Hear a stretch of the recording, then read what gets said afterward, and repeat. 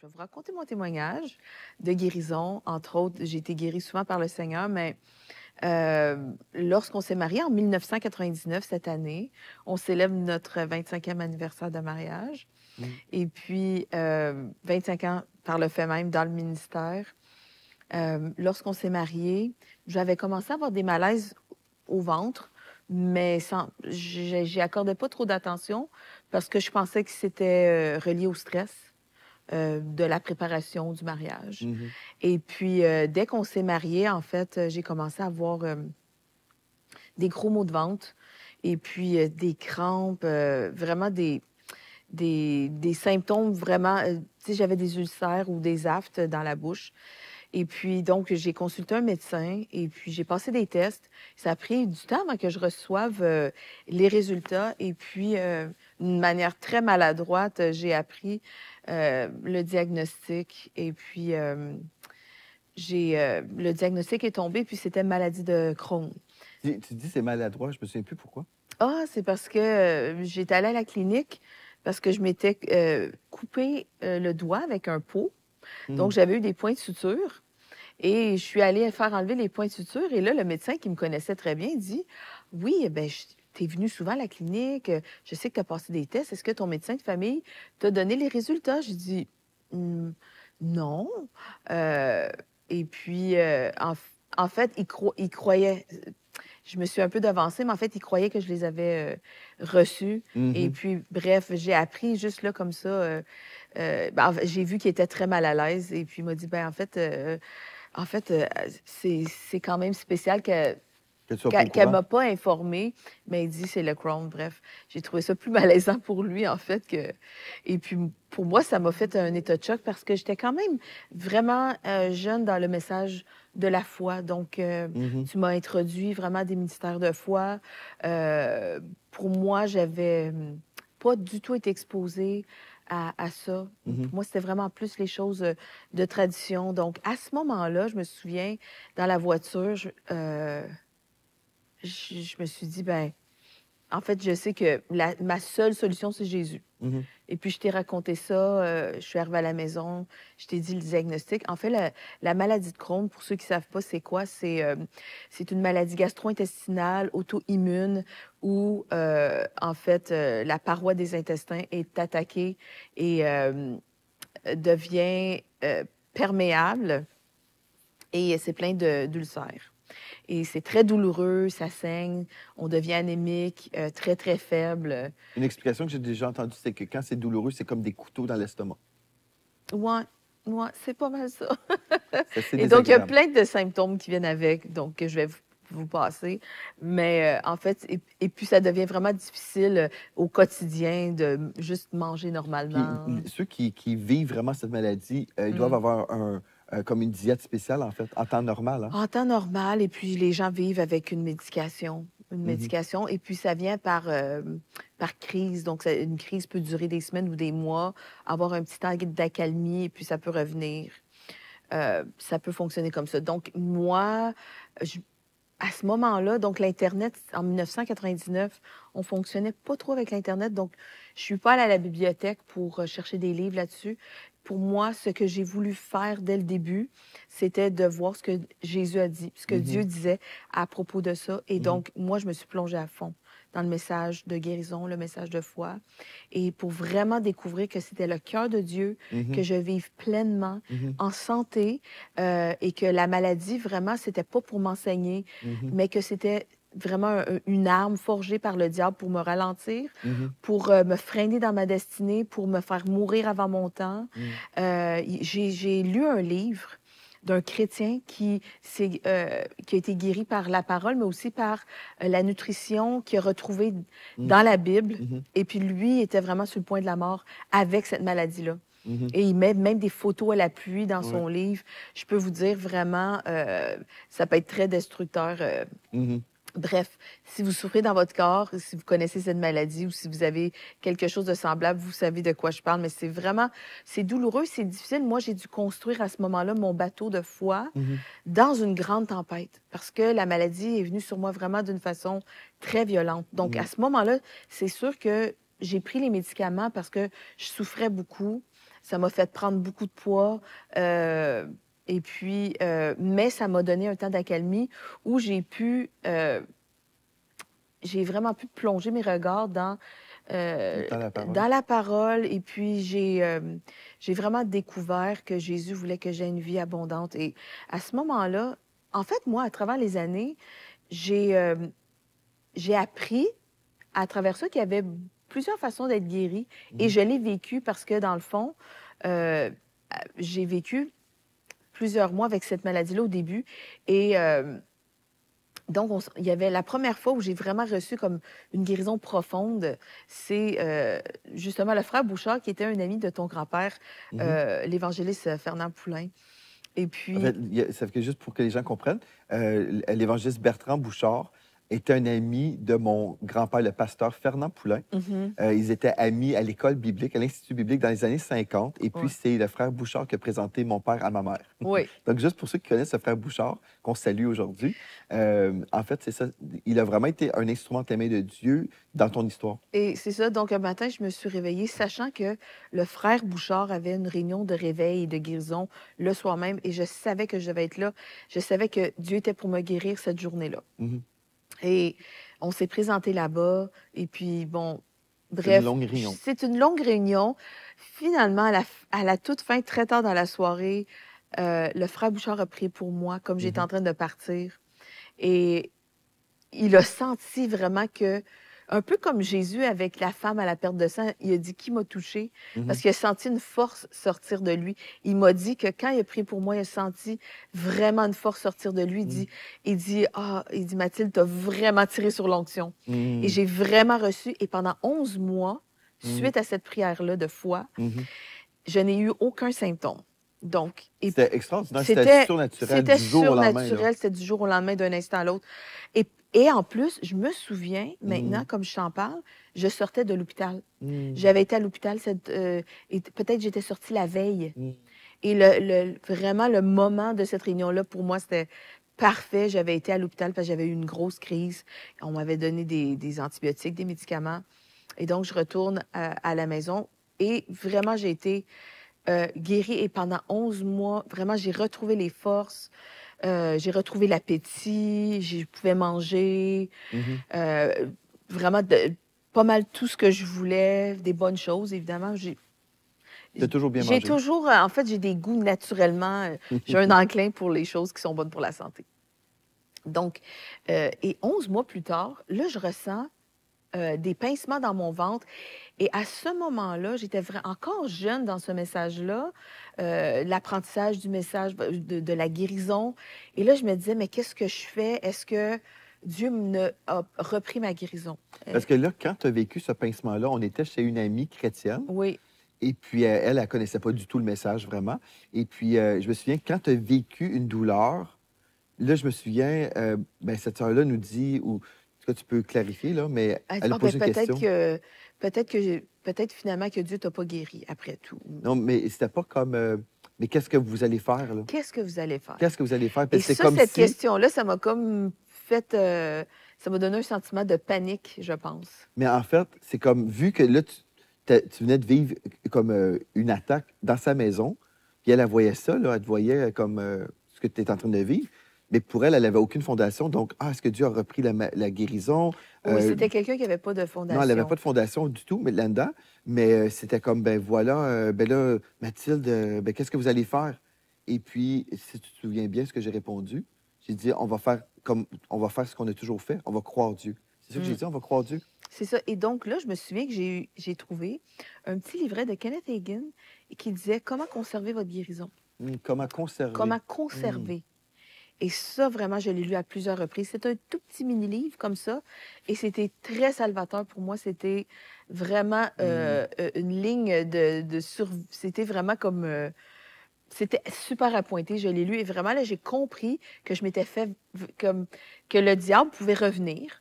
Parce que j'avais été guérie par la prière. Donc, prière, l'imposition des mains, j'ai été guérie. Et là, j'apprenais aussi qu'on pouvait être guéri par la parole. C'est ça. Moi, c'est les enseignements que je recevais. La parole est vie, la parole est une médication. Proverbe 4, 20 aussi. Peut-être que tu peux le Ça, je lire. peux le lire parce qu'en fait, ça, c'est un passage qui était tellement Ça, c'était quelque important chose de clé pour nous. pour Ouais. nous, vraiment que l'exposition à la Mhm. parole de Dieu, s'exposer à la parole, c'est s'exposer à Jésus parce que Jésus est la parole. Mhm. Ça nous le dit dans Jean 1. Et Jésus est vie, sa parole ça. est vivante. Donc, lorsqu'on la lit, lorsqu'on la parle, lorsqu'on la déclare, lorsqu'on la médite, eh bien, elle fait son effet et c'est une médication. Mhm. Donc, peut-être Puis que dans tu... Proverbe 4, verset 20, Oui. on commence au verset 20, et en fait jusqu'au verset 22. Le texte dit, « Mon fils ou ma fille, sois attentif à mes paroles, prête l'oreille à mes discours, qu'ils ne s'éloignent pas de tes yeux, garde-les dans le fond de ton cœur, car c'est la vie pour ceux qui les trouvent, c'est la santé pour tout leur corps. Donc, la parole de Dieu est la santé pour le corps.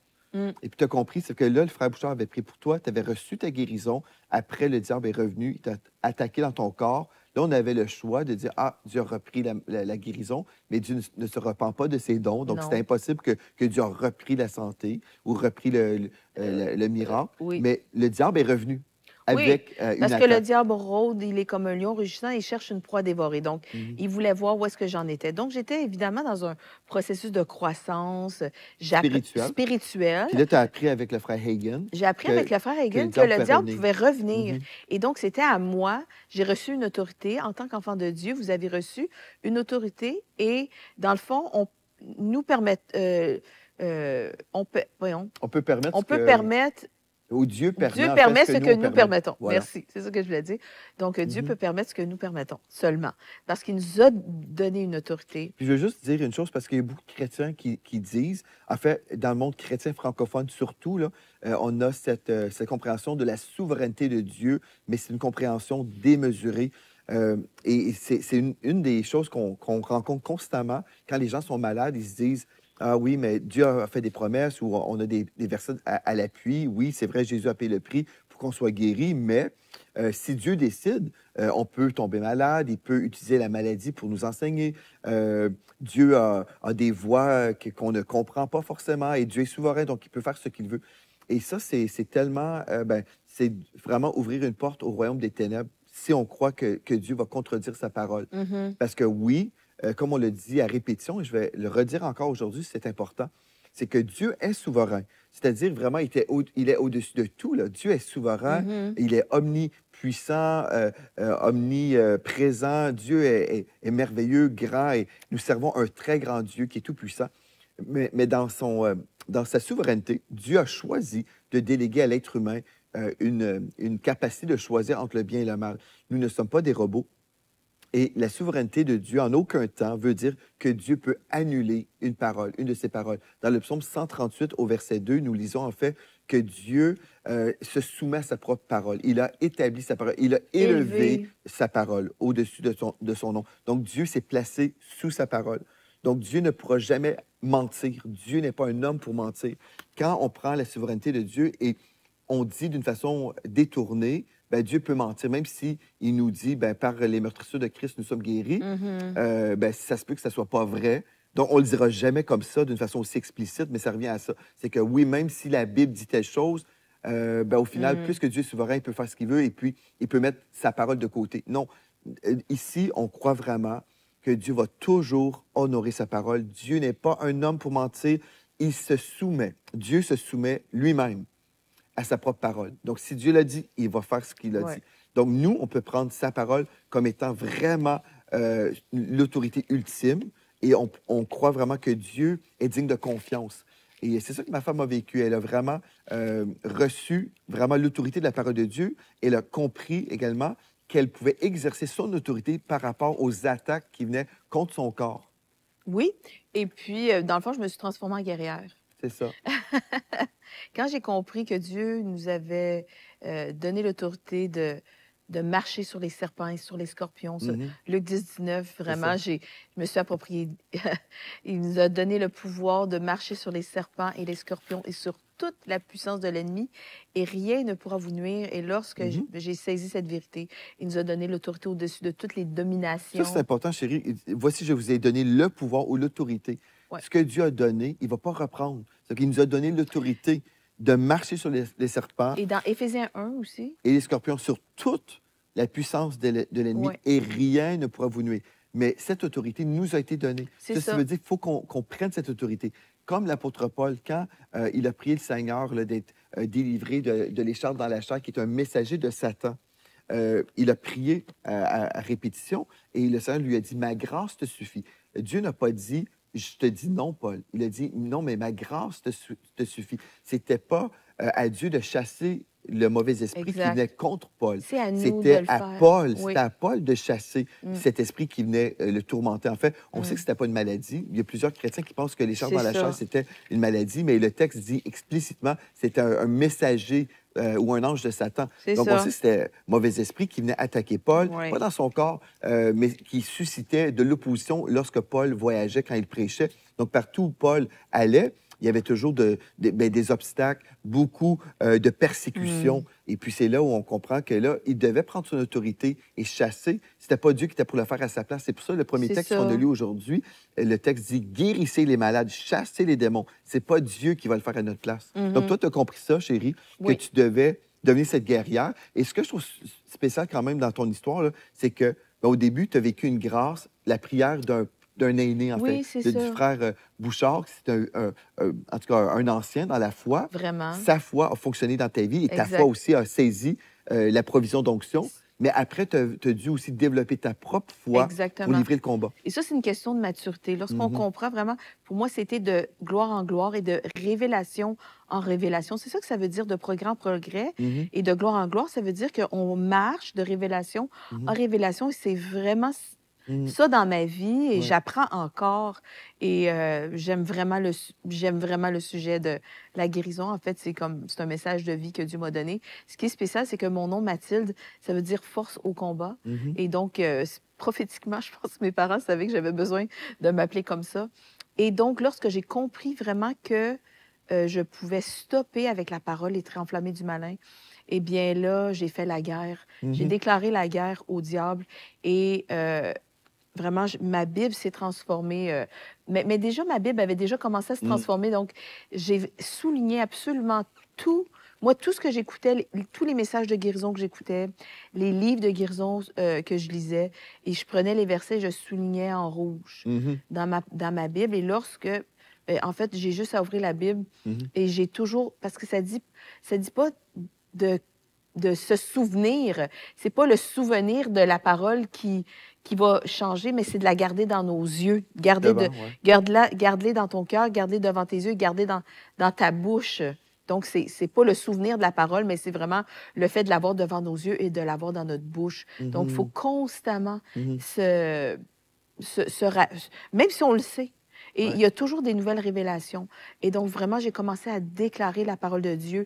Moi, j'avais mis des versets partout dans la maison, comme peut-être vous savez à la maison. J'avais pris des versets de guérison et je voulais m'assurer de les avoir devant mes yeux parce Mhm. que j'avais réalisé que le diable, il venait pour m'enlever cette guérison. Ouais. Et donc, il y avait des versets sur les armoires de la cuisine, sur le frigo, sur le miroir de la salle de bain. Il y en avait vraiment partout pour m'assurer vraiment que mes yeux voyaient toujours ce que Dieu disait Mm. et non ce que moi, je ressentais. C'est ça le plus difficile, c'est Mhm. vraiment de combattre quand on est malade, quand on peut rien manger, quand on a mal au ventre, quand on n'a pas d'énergie. Je pouvais passer des journées sur le divan. Je me souviens, on était une fois dans la voiture, j'étais toute petite à ce moment-là. J'ai l'impression que mon corps est comme trop lourd je suis assise là, puis on dirait que j'ai comme pas d'énergie juste pour être dans mon corps. Mhm. C'est un drôle de sentiment. Et peut-être que vous avez déjà ressenti ça. Peut-être que vous êtes anémique à la maison, que le Seigneur vous touche maintenant dans le nom de Jésus et soyez restaurés dans toute votre énergie. Et donc, vraiment, c'était pour moi, à ce moment-là, vraiment un combat de la foi. Mhm. Il y a une autre révélation qui est venue en chemin, et c'est la révélation non seulement que le diable était venu pour me prendre mon miracle, donc j'ai reçu la prière, j'ai été guérie pendant 11 mois, aucun symptôme. Le diable est revenu, je ne savais pas quoi faire. Et là, j'ai compris que c'était une attaque de l'ennemi pour remettre ça sur moi et là, pour me faire voler ma santé. Mhm. Et là, j'ai compris une révélation supérieure et c'est dans 1 Pierre 2, 24. 1 Pierre 2, 24, lui qui lui-même a porté nos péchés dans son corps à la croix, afin que, libérés du péché, nous vivions pour la justice. C'est par ses blessures que vous avez été guéris. Et ce que j'ai appris du frère Kenneth Hagin à ce moment-là aussi, c'était la façon de me voir. Et donc, si la parole de Dieu dans 1 Pierre 2, 24 dit que j'ai été guéri, et donc ce n'est pas une promesse, c'est mon identité. Donc, grosse différence. Ce n'est pas quelque chose que j'ai à acquérir, à prendre, mais vraiment, c'est qui je suis devenu, c'est qui vous êtes devenu. C'est une question de ton identité à ce moment-là. C'est une question de mon identité en Jésus-Christ, toujours en lui.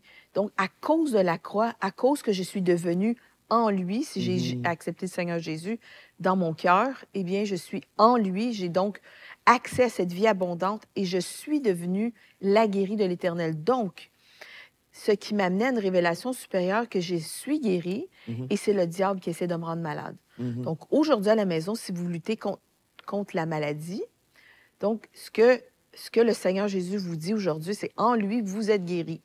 Donc, c'est pour ça qu'on dit souvent au live de guérison, vous êtes la guérie de l'Éternel, vous êtes le guéri de l'Éternel, et c'est le diable qui essaie de vous rendre malade, de vous voler votre santé. Et ça change toute la perspective parce que souvent, toujours, c'est comme, ben j'attends ma guérison, j'attends que le Seigneur Jésus agisse, j'attends que Dieu fasse quelque chose. Et en fait, il a déjà agi. À la croix, ça a déjà été fait. Et ce qu'on a à faire, nous, c'est juste de vivre à travers l'œuvre de la croix. Tout ce qu'on a à vivre, c'est à travers l'œuvre de la croix. Donc, on n'a pas à se lever le matin et dire, je ne suis pas certaine si je suis sauvée. En fait, à la croix, j'ai pas à me poser la question, est-ce que je suis sauvée aujourd'hui? C'est la même chose. Est-ce que je suis guérie? Et c'est ça que Jésus avait dit aux paralytiques. Il dit, ben, c'est quoi la différence entre dire lève-toi et marche ou tes péchés sont pardonnés? Ça veut dire la même chose pour Jésus parce que c'était un forfait complet à la croix. Il a pris nos péchés, il nous a donné la vie éternelle. Et donc, il a aussi pris la maladie pour nous donner la santé. Il a pris la pauvreté pour nous donner la vie abondante, la prospérité et tout ce qu'on a besoin en lui. Et c'est un forfait. Il nous a rachetés. On était délivrés de la malédiction.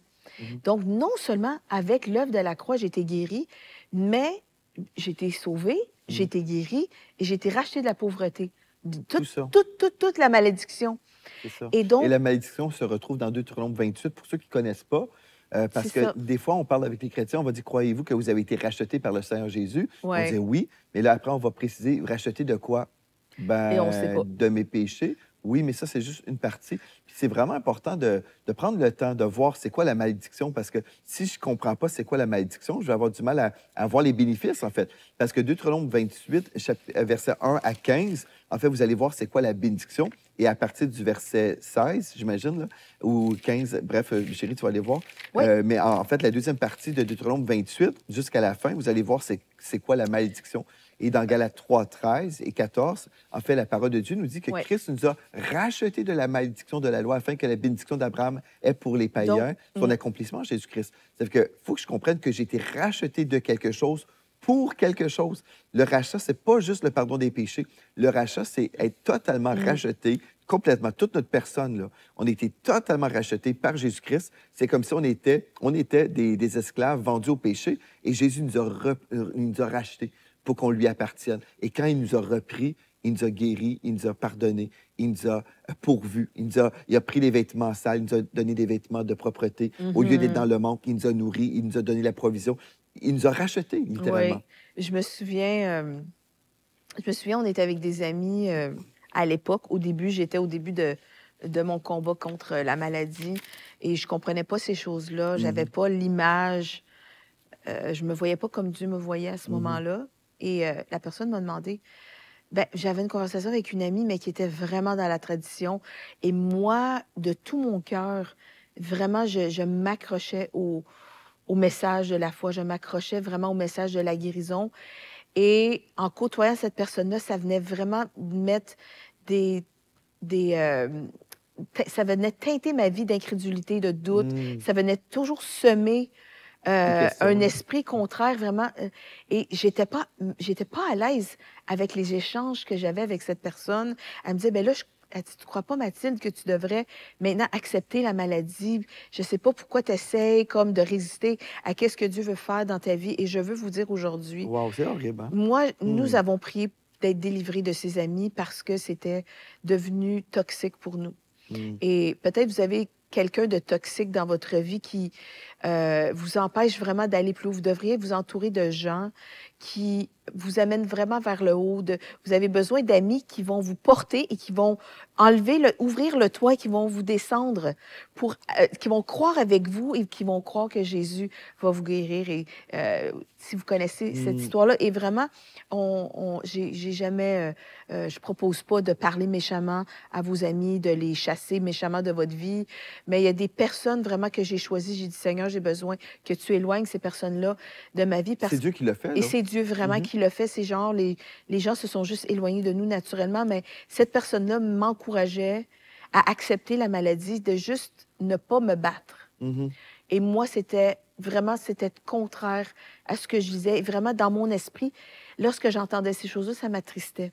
Parce Et qu'en fait, non seulement tu étais dans un combat de la foi pour la guérison, mais oui, là, tu devais combattre la tradition qui te oui, disait, ben, accepte tout ça comme venant de mais Dieu. moi, je savais vraiment que je m'étais fait voler ma santé et avec la qualité de vie qui m'était enlevée, je savais que c'était pas le cœur de Dieu. Et donc, Mmh. aujourd'hui, peut-être vous êtes limité dans vos déplacements, vous êtes limité, vous n'avez pas d'énergie Mmh. pour accomplir le quotidien, vous avez, peut-être, vraiment, il vous manque quelque chose, la douleur, ça vous empêche de faire tellement de choses et je sais ce que c'est Mmh. d'être malade, je sais ce que c'est d'être hypothéqué, d'être vraiment comme réduit à juste Juste vivre, exister, là. oui, juste exister.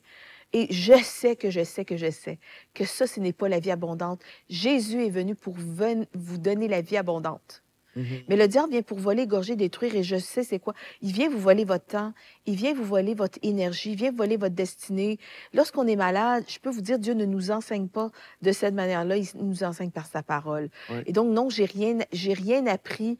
Vraiment, c'était pas une leçon. Donc, ce que j'ai appris, c'est c'est pas la maladie qui me l'a enseigné, c'est la parole. C'est Ce ça. que j'ai appris, La maladie ne nous la enseigne pas, maladie c'est ne la m'a rien parole. enseigné, Ouais. c'est ça. 2 Timothée 3:16 et C'est 17. ça. Et si vous voulez aller voir de quoi vous avez été racheté à la croix, c'est à partir de Deutéronome 28 au verset 15, on dit C'est ça. en revanche, si tu n'obéis pas. Et ce que je veux dire aussi, c'est que, Je veux juste dire une chose par rapport à la malédiction, parce que les chrétiens aussi, ouais, on a reçu ici à l'Église de la Victoire un commentaire récemment. La personne disait quelque chose que je pensais, ben, c'est peut-être beaucoup, ben, en fait, c'est peut-être une croyance qui est très connue ou très crue, beaucoup acceptée dans le corps de Christ. En fait, la personne disait, on n'a pas à être dans la foi pour vivre la bénédiction de l'Éternel, parce que si nous sommes sauvés, nous sommes forcément bénis. mhm, Donc, c'est automatique, en fait. Et puis, quand j'ai lu ça, on m'a envoyé le commentaire, et je me suis dit, wow, ça veut dire qu'il y a plusieurs chrétiens qui s'imaginent que la vie chrétienne, c'est vraiment automatique, on n'a rien à faire. Mais en fait, la Bible nous dit qu'on est engagé dans le combat de la foi. c'est ça. Nous sommes dans un combat, le bon combat de la foi. Ce combat est bon parce que nous remportons toujours, nous sommes toujours victorieux en Jésus-Christ. Mais la réalité, si nous sommes dans un combat, c'est parce qu'il y a un ennemi. Il y a un ennemi qui est là.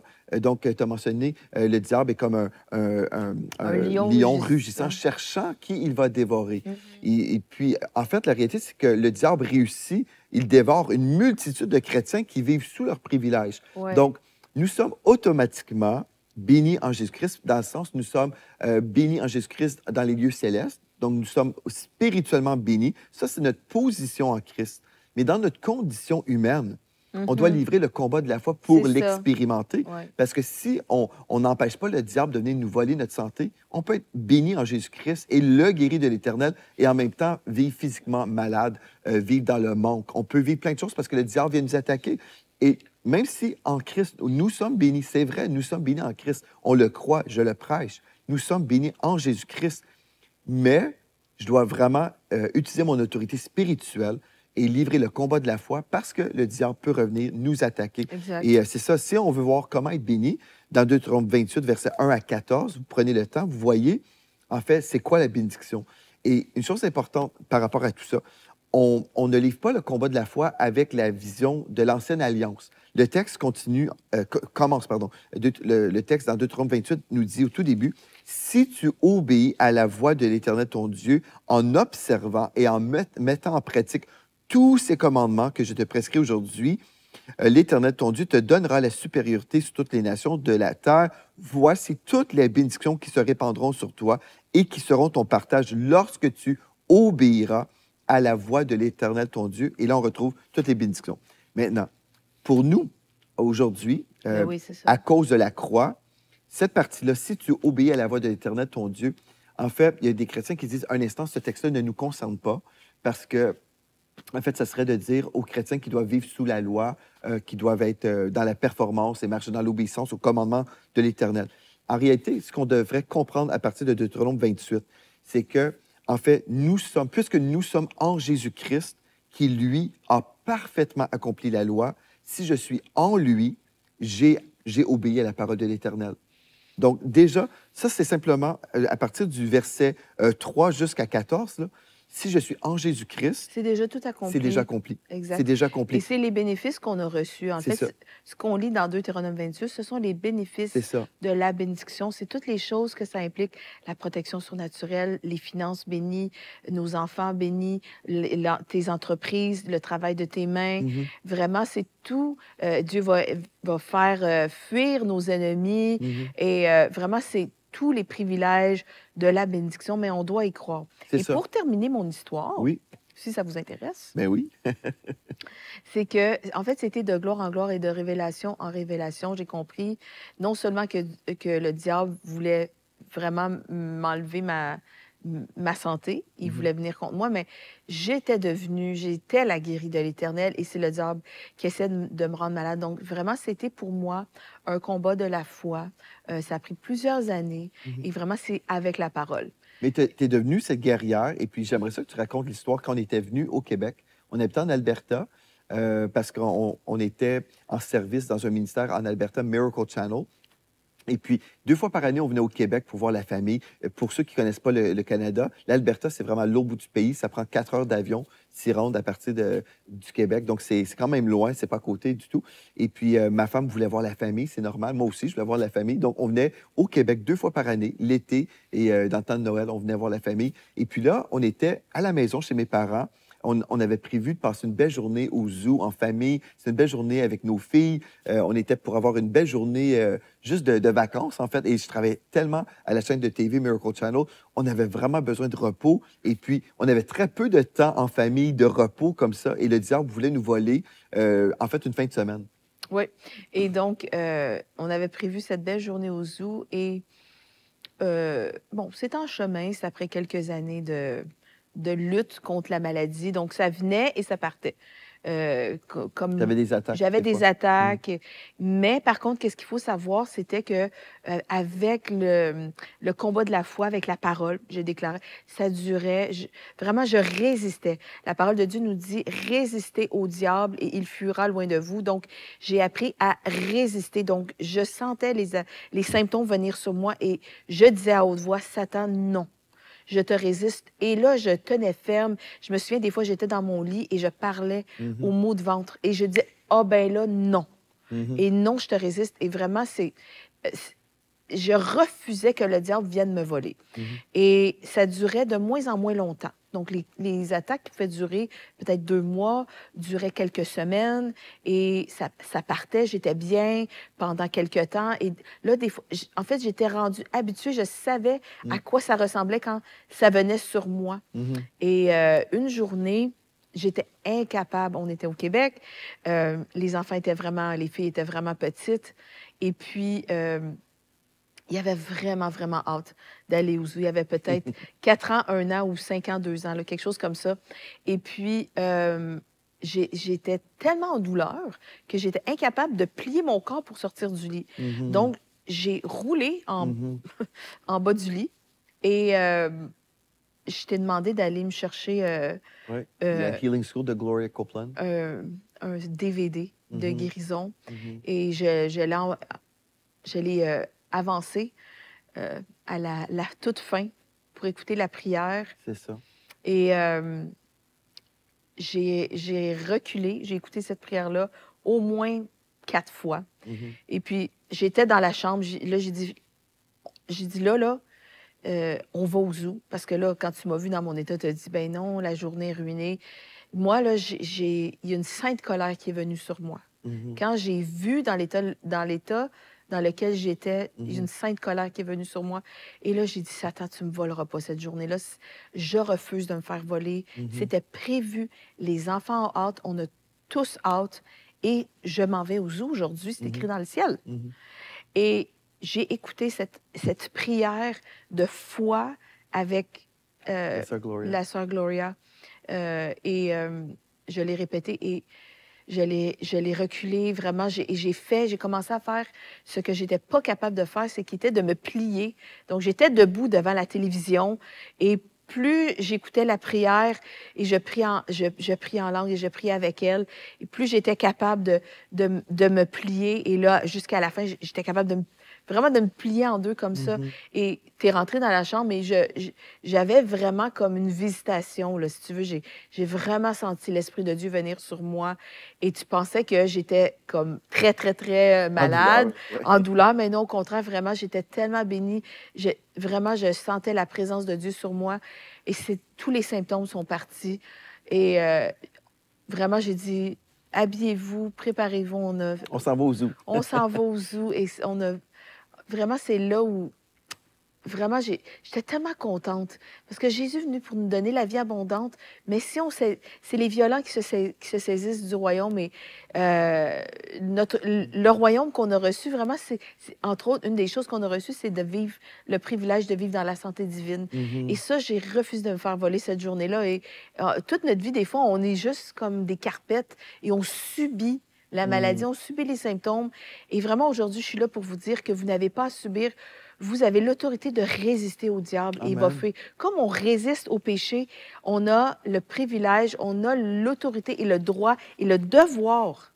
Non Mhm. seulement on a le privilège, mais nous avons le devoir de résister à la maladie, de résister aux symptômes afin de vivre cette vie abondante.